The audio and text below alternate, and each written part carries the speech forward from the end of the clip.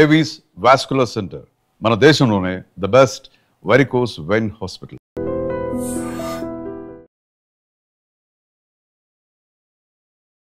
ఆరు రాష్ట్రాల పోలీసులకు మోస్ట్ వాంటెడ్ మావోయిస్టు పార్టీ కేంద్ర కమిటీ సభ్యుడు హిడ్మా అలియాస్ మాధవి హిడ్మా ఈ రోజు ఎన్కౌంటర్ గురయ్యారు.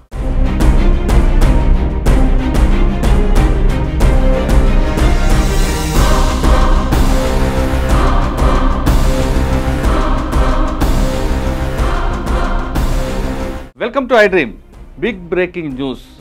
ఆరు రాష్ట్రాల పోలీసులకు మోస్ట్ వాంటెడ్ మావోయిస్టు పార్టీ కేంద్ర కమిటీ సభ్యుడు హిడ్మా అలియాస్ మాధవి హిడ్మా ఈ రోజు ఎన్కౌంటర్ గురయ్యారు. అతను చనిపోయినట్లుగా పోలీసులు కూడా ధృవీకరిస్తున్నారు. ఈరోజు తెల్లవారుజామున 6 గంటలకు ఆంధ్రప్రదేశ్ రాష్ట్రంలో మారేడుమిల్లి అటవీ ప్రాంతంలో జరిగిన భీకరమైన ఎన్కౌంటర్లో హిడ్మాతో పాటు మరో 5 చనిపోయినట్లుగా పోలీసులు చెప్తున్నారు. సంఘటనా స్థలంలో దొరికిన హిడ్మా అని మాత్రం పోలీసులు డెడ్ బాడీ ఫోటో రిలీజ్ చేశారు. ఆ డెడ్ బాడీ ఫోటో ఇప్పుడు మనం ఐ డ్రీమ్లో చూస్తున్నాం. అయితే హిడ్మాతో పాటు మరో 5 చనిపోయారు. వాళ్ళందరూ అతని కుటుంబ సభ్యుల లేదు అతనికి సెక్యూరిటీగా వచ్చిన వాళ్ళ విషయం మాత్రం పోలీసులు ఇంకా కన్ఫర్మ్ చేయట్లేదు. అయితే ఛత్తీస్గఢ్ రాష్ట్రంలో ఎక్కడ అబుజ్మడ్లో ఉన్న హిడ్మా ఇటువైపు ఎందుకు వచ్చారనే విషయాన్ని మాత్రం పోలీసులు కన్ఫర్మ్ చేయట్లేదు. అక్కడి నుంచి అతను ఆంధ్రప్రదేశ్ రాష్ట్రం వైపు రావాలని ప్రయత్నం చేస్తూ ఏఓబీలోకి వచ్చారా, లేదు ఇక్కడ ఆంధ్రప్రదేశ్లో ఒక కమిటీ ఉంది, చెల్లూరు నారాయణరావు అలియాస్ జనార్దన్ పేరు మీద ఒక కమిటీ తిరుగుతుంది, అతనికి సపోర్ట్ చేయడానికి వచ్చారా, లేదు ఇక్కడ షెల్టర్ తీసుకోవడానికి వచ్చారా అనే విషయం మాత్రం ఇంకా కన్ఫర్మ్ కావట్లేదు. దక్షిణ బర్సల్లో ఉన్న తలదాచుకున్న హిడ్మా 6 రాష్ట్రాల పోలీసులకు మోస్ట్ వాంటెడ్గా ఉన్నారు.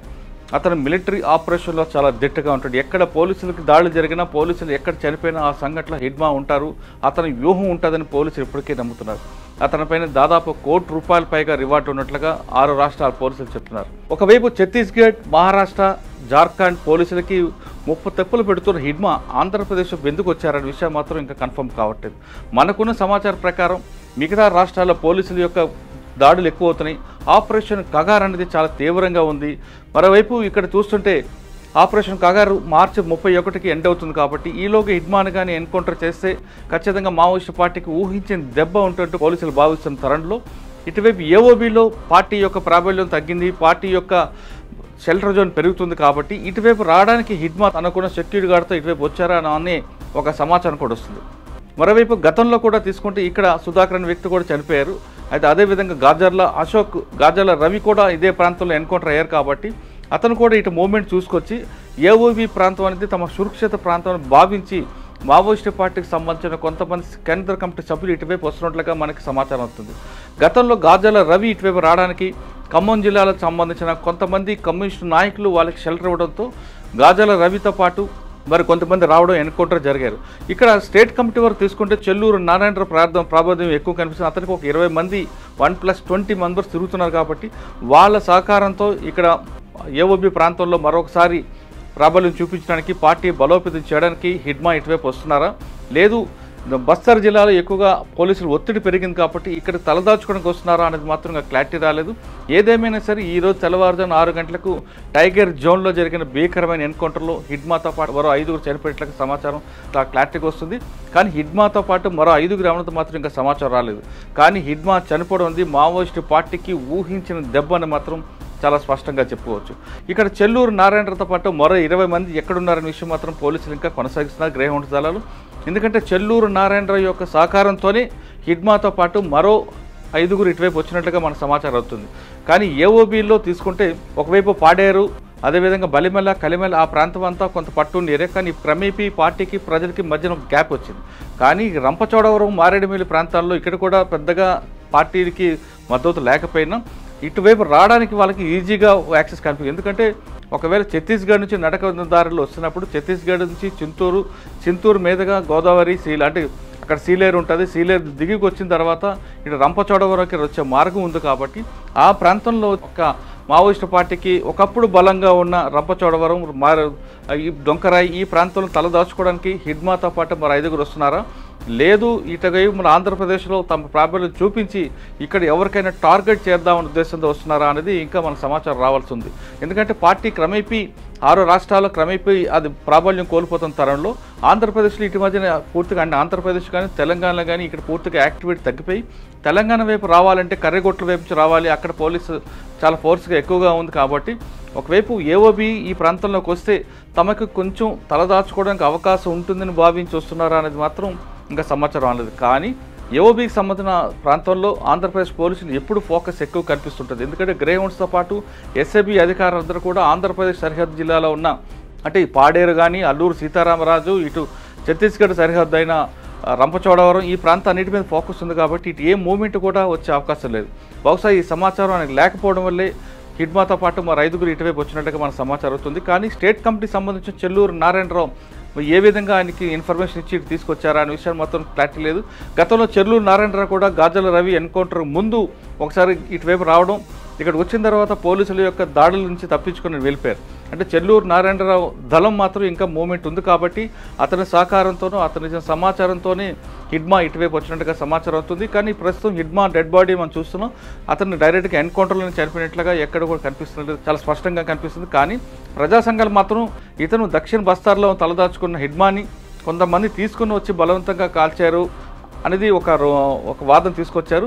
ఇది కేవలం ఫేక్ ఎన్కౌంటర్ మాత్రం చెప్తున్నారు. ఎందుకంటే హిడ్మా ప్రాంతం అనేది కూడా ఛత్తీస్గఢ్ ప్రాంతంలో ఉంది. ఏఓబీలో ఎక్కడ కూడా అతని మూమెంట్ లేదు.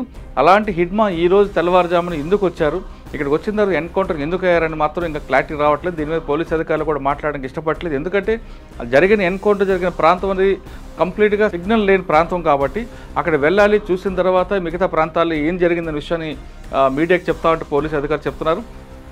సంఘటన జరిగిన దగ్గర నుండి ఇంకా కూంబింగ్ జరుగుతూనే ఉంది. కాబట్టి పార్టీలు లోపటే ఉన్నాయి, బయటకు వచ్చాక మాకు ఇన్ఫర్మేషన్ వస్తుందని మాత్రం పోలీసులు చెప్తున్నారు.